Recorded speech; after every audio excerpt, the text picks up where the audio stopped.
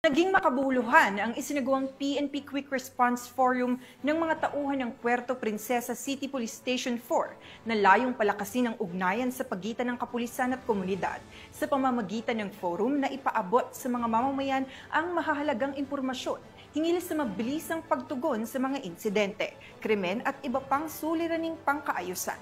Ibalita yan ni Patrolwoman Eloisa Joy Beredo. Tagumpay na isinagawa ng Puerto Princesa City Police Station 4 sa pamumuno ni Police Captain Justin Kenneth A. Dalion ang isang collaborative stakeholder forum na tumalakay sa mga estratehiya ng Philippine National Police sa mabilisang pagtugon sa mga insidente. Ang forum ay may temang Strengthening Community Safety Through Unified Action, Advancing PNP Quick Response Strategies with Stakeholders Collaboration ay ginanap sa conference room ng masabing istasyon sa Barangay Macaracas. Layunin ng pagtitipong ito na pagtibayin ng ugnayan sa pagitan ng kapulisan, pamalaang lokal at mga miyembro ng komunidad upang mapahusay ang pampublikong kaligtasan at mabilis na aksyon ng pulisya sa oras ng pangangailangan.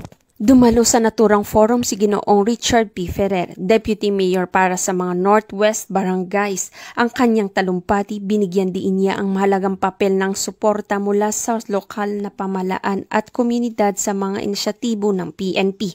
Aniya, ang kaligtasan at kapayapaan ng ating lungsod ay responsibilidad ng bawat isa sa atin. Tampok din sa programa si Ginoong Norberto Dormitorio, Administrative Assistant rin ng City Disaster Risk Reduction and Management Office bilang keynote speaker. Kanyang ibinahagi ang mahalagang kaalaman tungkol sa pag-unawa sa mga panganib ng sakuna at ang mga hakbang upang mabawasan ang kahinaan ng komunidad sa ganitong mga kalamidad. Aktibong lumahok sa forum ang 70 barangay pati na rin ang mga kinatawan mula sa mga paaralan at non-government organization na nasasakupan ng Police Station 4. Matapos ang mga presentasyon, isinagawang isang open forum kung saan malayang inailahad ang mga kalahok ang kanilang mga mungkahi ukol sa mas mahusay na koordinasyon, pagbabahagi ng impormasyon at pagbubuklod ng komunidad para sa mas mabilis na pagtugon ng kapulisan sa mga insidente.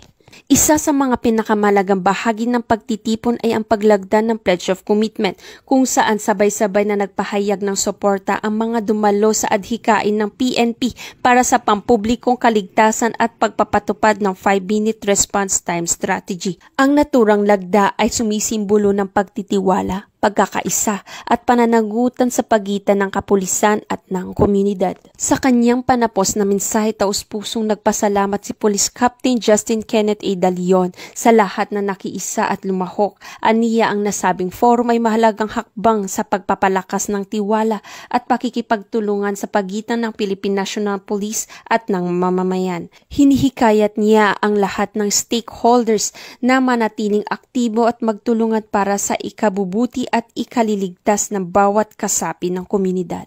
Ang pagtitipong ito ay patunay na sa tulong ng sama-samang pagkilos at pakikiisa, mas magiging epektibo ang serbisyo ng kapulisan at mas ligtas ang bawat mamamayan.